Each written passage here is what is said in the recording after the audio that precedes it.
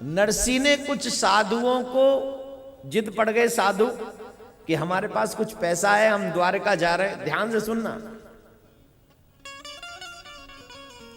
एकदम मन से। साधु जिद पड़ गए, हमारे पास कुछ पैसा है और हम द्वारका जा रहे हैं, और ये पैसा हमें वहां जाकर सेवा में करना है, भंडारा इत्यादि लगाना है, लेकिन हमने सुना है रास्ते में चोर इत्यादि मिलेंगे, लूट लेंगे। इसलिए नरसिंह जी के पीछे पड़ गए कि तुम ये पैसा रख लो, अपना एक लेटर लिख के दे दो, हुंडी जिसको कहते हैं, हम द्वारका में ले लेंगे। अब नरसिंह कहे मेरे तो घर में खाने को है नहीं, मैं हुंडी कहां से लिखूं भाई। मैं हुंडी तो बड़े लोग लिखते हैं, जिनकी ऑफिस यहाँ भी हो, ब्रांच वहां भी हो, वहां भी हो। अब ये तो वहां कोई अपने घर के खाने का कुछ है नहीं सिस्टम, ब्रांच कहां से खोलेंगे। बोले नहीं नहीं, हमने सुना है सबसे बड़ा नाम आप ही का है पूरे यहाँ। अच्छा, तो लिख दिया एक लेटर, और लेटर लिखा सामल शाह के नाम, मुनीम सामल शाह। है ही नहीं, अब है कहां, गली नंबर नहीं है, मकान नंबर नहीं है, टेलीफोन होते नहीं थे उस समय, कुछ भी नहीं है, फिर भी लिख दिया मुनीम सामल शाह। अब साधु जी द्वारका में ढूंढते फिरे, सामल शाह कहां है, सामल शाह कहां है। सारी द्वारका में सामल शाह ढूंढ लिया, पर सामल शाह का पता नहीं चला। और जब सामल शाह का पता नहीं चला तो आखिर में वो साधु संत गालियां देने लग गए, बद्दुआएं देने लग गए नरसिंह को। बड़ा बुरा है, नरसिंह ने बड़ा बुरा किया, हमारा पैसा रख लिया, और जो है हम भगवान की सेवा भी नहीं कर पाए, और पता नहीं क्या क्या बोले। एक बोला भाई नरसिंह की गलती नहीं है, उस बेचारे ने तो मना किया था, पर हम ही उसके पीछे पड़ गए। और ये बिट्टू जी महाराज ये तो कह रहे थे मैं मर जाऊंगा नहीं लिखी तो। अब बेचारा क्या करता, उन्होंने तो एक साधु को बचाने के लिए लिख दिया होगा। और ये सारी बातें हो रही थी द्वारकाधीश के मंदिर में, और ठाकुर जी सुन रहे थे। बोले देखो बेचारा हमारे भक्त के ऊपर कितने कितने श्लोक सुनाए जा रहे हैं, और उसका कोई कसूर भी नहीं है। और गजब की बात तो ये है कि लौट के जाएंगे, ये पैसा मांगेंगे, और उसका सारा पैसा खर्चा हो चुका है। कहां, बोले साधुओं की सेवा में। तो स्वयं ठाकुर जी सामल शाह बनकर आए, और अब तक वो पूछ रहे थे सामल शाह कहां है, सामल शाह कहां है, सामल शाह कहां है, नरसिंह की गद्दी कहां है।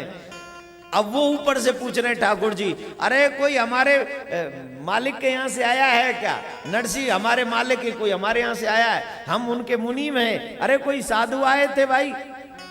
अब तो कान खड़े हो गए, नरसिंह का नाम सुनते दौड़े दौड़े गए, अरे महाराज हम आए, अरे महाराज हम आए। ठीक है आओ आओ, वेलकम किया, साथ में ले गए, और एक अलग से माया से कह दिया था अच्छा सा मकान दुकान थोड़ा बना दे, बढ़िया सी दिखे। बैठ गए जाके, साहब गद्दी पे बैठ गए, फर्स्ट क्लास चश्मा, कान पे पेन लगा रखा है, बही हाथ में, और एकदम फर्स्ट क्लास कुर्ता धोती पहन के सेठ बन के आए, एकदम मुनीम। कौन, जिसको तुम कृष्ण कह रहे हो, जिसकी कथा सुनने आए हो। ये कलयुग की बात बता रहा हूं, ये मैं कोई सतयुग की बात नहीं बता रहा हूं, मात्र 550 वर्ष पूर्व बात बता रहा हूं तुमको। भगवान नहीं है, भगवान नहीं है, भगवान नहीं है। 5 किलो खा जाता है एक दिन में मीट को, भगवान दिखेगा तुझे? पहले शुद्ध आचरण तो कर ले, तभी तो भगवान दिखेगा। आंखें देखने लायक तो बना ले, तब भगवान दिखेगा। भगवान के मंदिर तक जाने की हिम्मत पांव में रख ले, तब तुझे भगवान दिखेगा। सॉरी, मैं आपसे नहीं कह रहा हूं, जो 1-2 लोग यहां पर बैठे उनको ही सुना। क्या कह रहा था मैं, भगवान स्वयं गए।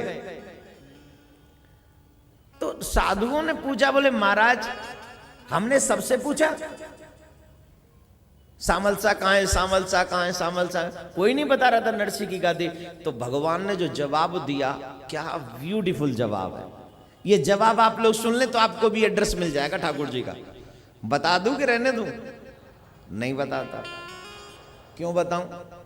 मैंने कोई टिकट थोड़ी बेची है तुम्हें, मूवी देखने जाते हो ना, टिकट खर्च करके जाते हो ना बेटा, और वो भी सिर्फ पिक्चर देख देख के आ जाते, वो हीरो हीरोइन मिलते तुमको। इतना पैसा खर्चा कर दिया आज तक इन गंदी चीजों में, इतना ही पैसा अच्छी जगह पे खर्चा कर दिया होता तो मेरा ठाकुर जी तेरे ऊपर और 100 गुना कृपा कर दिया।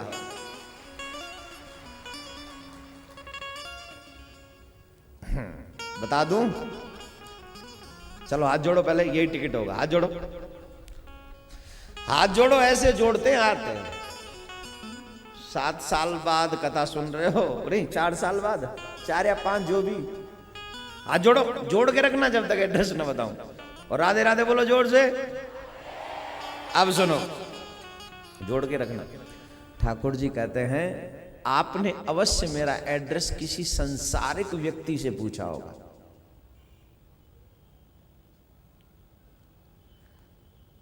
और संसारिक व्यक्ति मेरा एड्रेस नहीं जानता।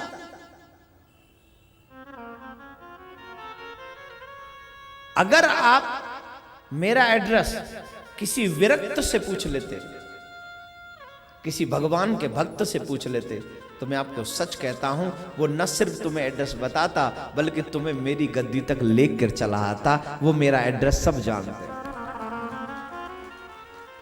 हू हल्ला से मेरा दूर ठिकाना, इन सब दुनिया के हू हल्ला से मैं दूर रहता हूं।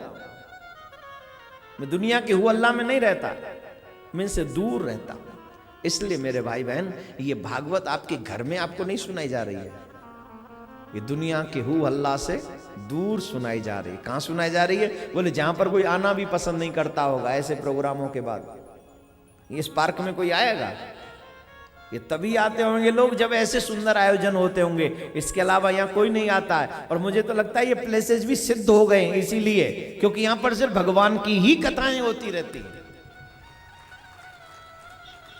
तो इसलिए मेरे भाई बहन, भगवान का असली एड्रेस जानना है तो किसी विरक्त अपने गुरुदेव के चरणों में बैठो, किसी भगवान के भक्त के चरणों में बैठो और वो तुम्हें बता देगा। और भगवान का एड्रेस प्राप्त करने की जगह भगवान का कथा पंडाल ही है, जहां से तुम्हें A to Z सब कुछ पता चल जाता है, XYZ।